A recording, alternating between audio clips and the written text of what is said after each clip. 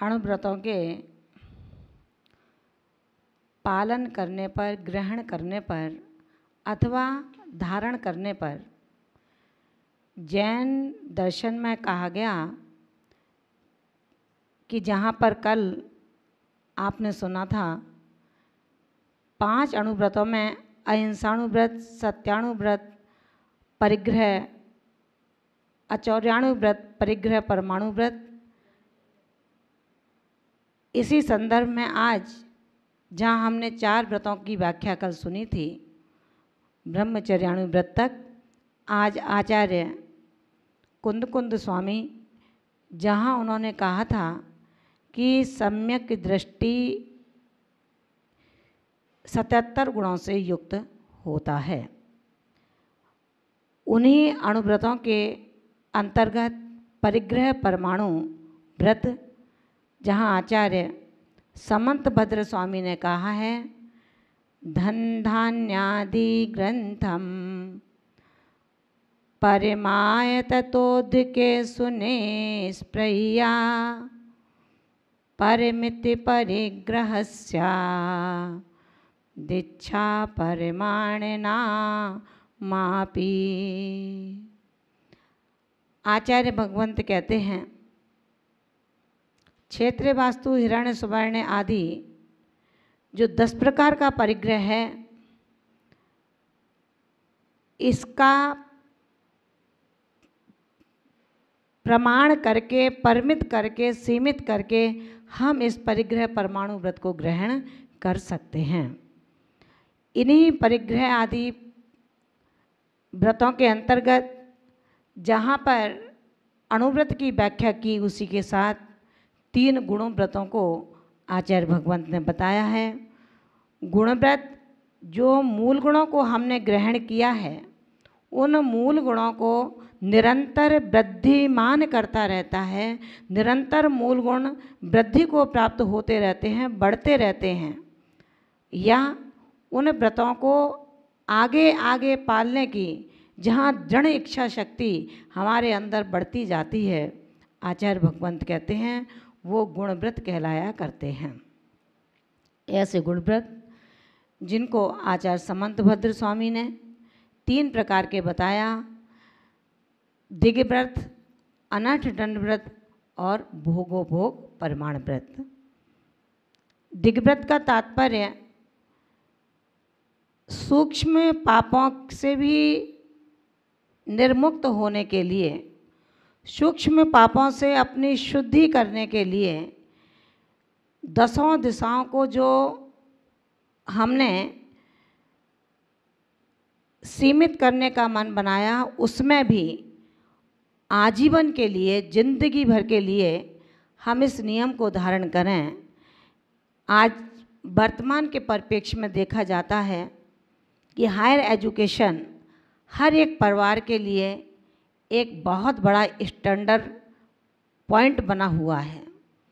अगर बच्चे पढ़ने में टैलेंटेड हैं तो, और नहीं है तो, एक माता पिता का ऐसा ख्वाब है कि मैं भी अपने बच्चे को अपने स्थान से कहीं अन्यत्र पढ़ने के लिए भेजूं।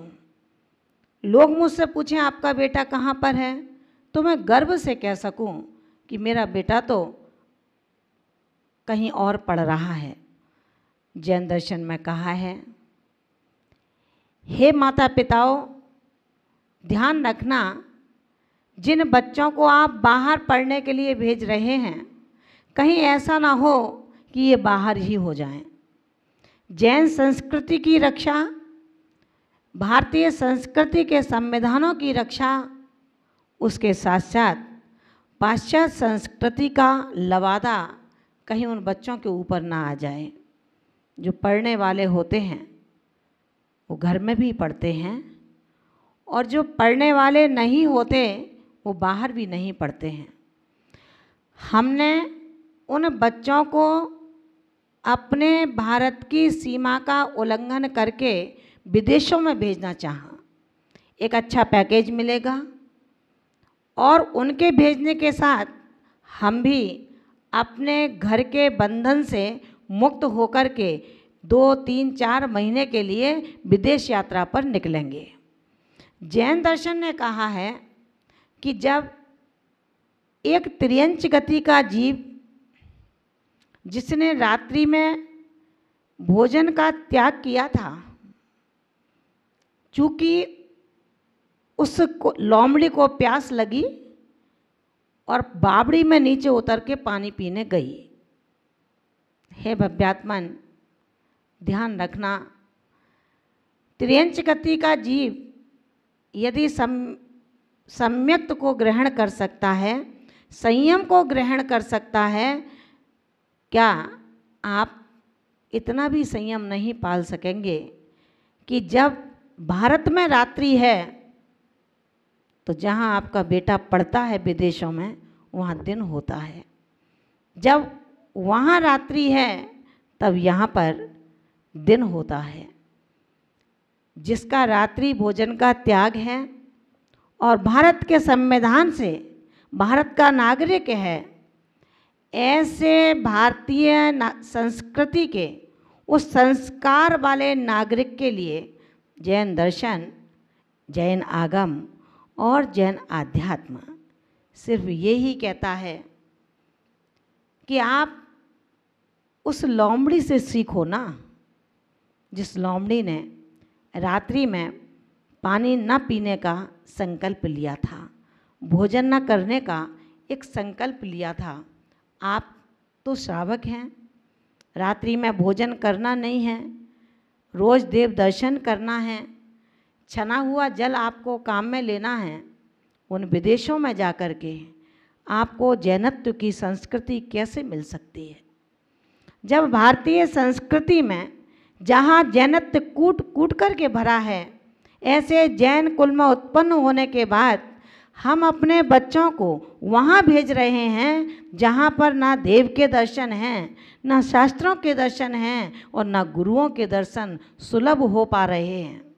विचार करने की बात यह है, ऐसी परिस्थिति के अंतर्गत ये दिग्व्रत जो गुणव्रत के अंतर्गत आते हैं, ये हमें संभलने के लिए, पतित होने से बचाने के लिए एक बहुत बड़े अवलंबन बतौर हैं। उस लोमड़ी ने त्याग किया था कि मैं रात्रि में भोजन पानी ग्रहण नहीं करूंगी, लेकिन जब जोरों से प्यास लगी तो उसने देखा पास में एक बावड़ी है, सीढ़ी से नीचे उतरती है। चूँकि बावड़ी गहरी थी तो वहाँ सूर्य का प्रकाश नहीं जा सकता था, तो वहाँ अंधकार था।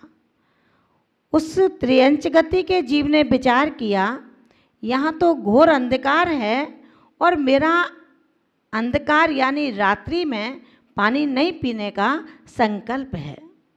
वो पानी नहीं पीती और वापस आ जाती है।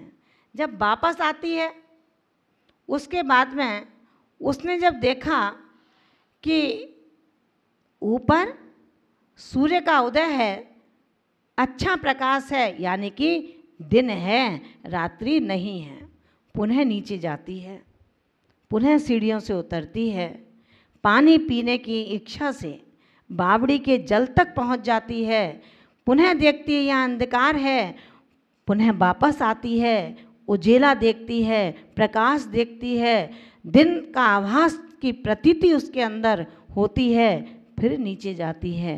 महान भावों, इस कसम कसमें रात्रि है या दिन, दिन है या रात्रि, जहाँ ऊपर रहती है वहाँ दिन है, नीचे जाती है तो रात्रि है। वो पानी नहीं पीती और अपने प्राण दे देती है। महान भावों, आप यहाँ से उड़ान भरेंगे और विदेश में जाएंगे तो वहाँ रात्रि होगी।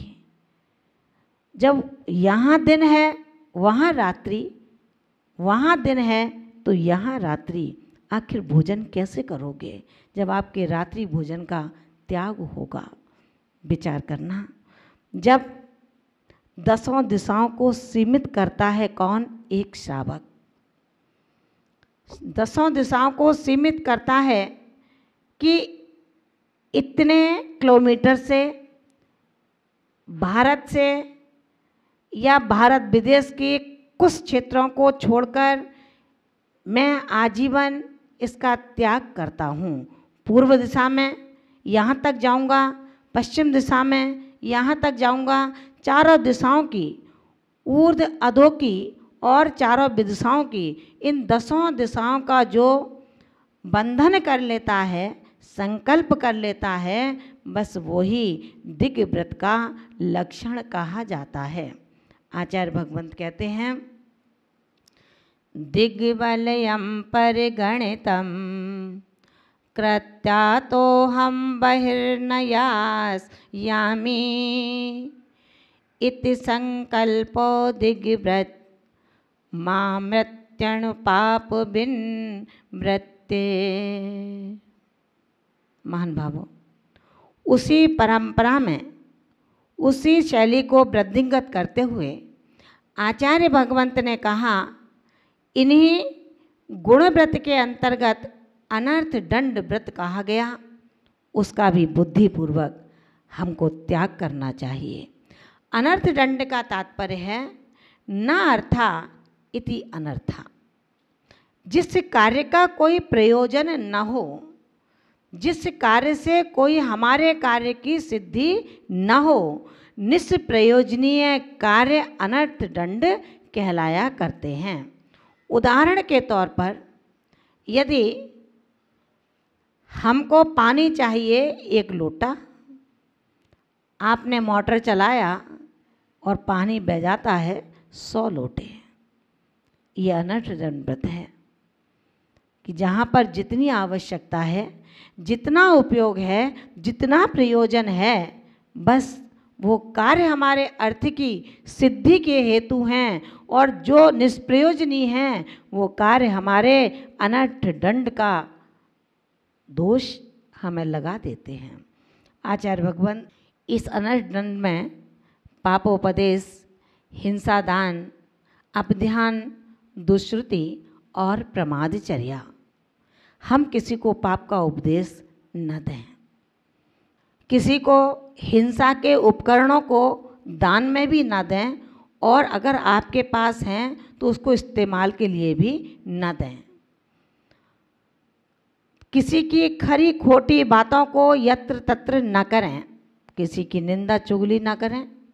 इसके बाद में किसी की राग भरी कथाओं को, विकथाओं को, जबकि हम प्रातःकाल से उठते हैं और शायद विकथा में ही लगते हैं, कोई राष्ट्र कथा से न्यूज़पेपर को पढ़ता है, कोई भोजन कथा से परिवारी जनों से लड़ता है, किसी की स्त्री अच्छी नहीं है तो स्त्री कथा में लग जाता है, और कोई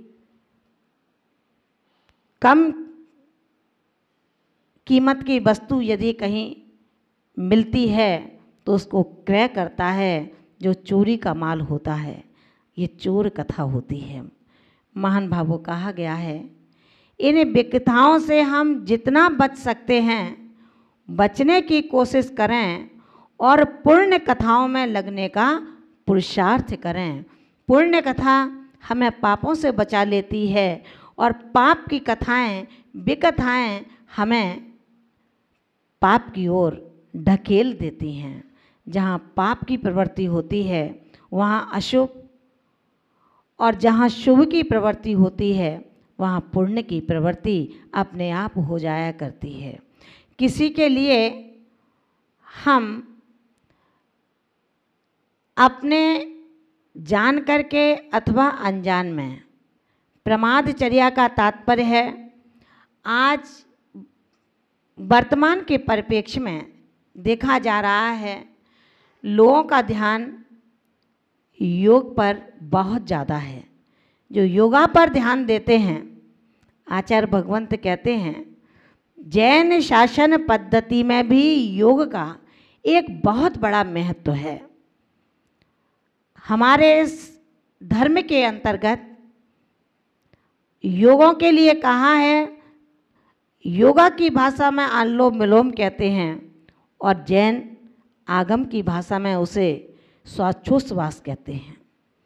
आप अगर श्वासोच्छ्वास की माला देते हैं तो आपका अनुलोम विलोम तो स्वतः ही हो जाया करता है, करने की कहीं कोई आवश्यकता नहीं पड़ती। फिर भी स्वास्थ्य की दृष्टि को दृष्टिगत करते हुए यदि अपने को अनुलोम विलोम ही करना है तो करें, लेकिन धर्म के साथ करें, धर्म से जुड़ कर के करें। श्वास को जब हमें लेना है तो डमो अरहंताणम पढ़ें, और श्वास को जब छोड़ना है तो डमो सिद्धाणम पढ़ें। इस तरह अनुलोम विलोम हम 9 बार नमोकार मंत्र से भी कर सकते हैं, 18 बार नमोकार मंत्र से भी कर सकते हैं, 21 बार नमोकार मंत्र से भी कर सकते हैं। लेकिन प्रमादचर्या के माध्यम से जहाँ नेत्रों की रोशनी के लिए हरी घास पर चलने का एक योग बताया गया, जैन दर्शन कहता है कि आप हरी घास पर चलते हैं तो एकेंद्रीय जीव की निरंतर हत्या करते हैं। एकेंद्रीय जीव की रक्षा करना हमारा कर्तव्य है। हम अपनी नेत्र ज्योति को बढ़ाने के लिए एकेंद्रीय जीव की हत्या के कारण न बने, वरन उस वीतरागता के लिए हम उस प्रभु की प्रतिमा को, उस वीतराग की प्रतिमा को अपलक अगर देखते रहें तो हमारी नेत्र ज्योति नियम से बढ़ती है, कभी भी नेत्रों की ज्योति कम नहीं हो सकती। दिगंबर जैन संप्रदाय में उग्र तपस्वी साधक गण हुए।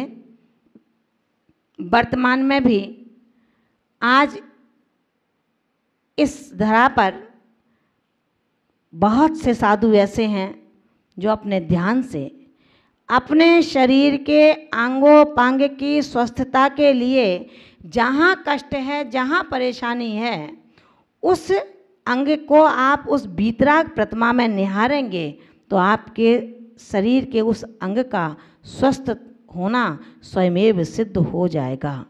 इसी के साथ आचार्य भगवान ने कहा भोगो भोग परिणाम व्रत, जहाँ पर जो परिग्रह परमाणु व्रत में जिस परिग्रह को सीमित किया गया है उसको और सीमित करने के लिए यहाँ पर आचार्यों ने हमें शिक्षा दी है। इन्हीं के साथ में जब हम इन अणुव्रतों को ग्रहण करते हैं, इन्हीं अणुव्रतों के साथ में अब व्याख्या सुनेंगे शिक्षा व्रत की, कि शिक्षा व्रत में हमें किस प्रकार उपदेश दे करके शिक्षित किया गया है।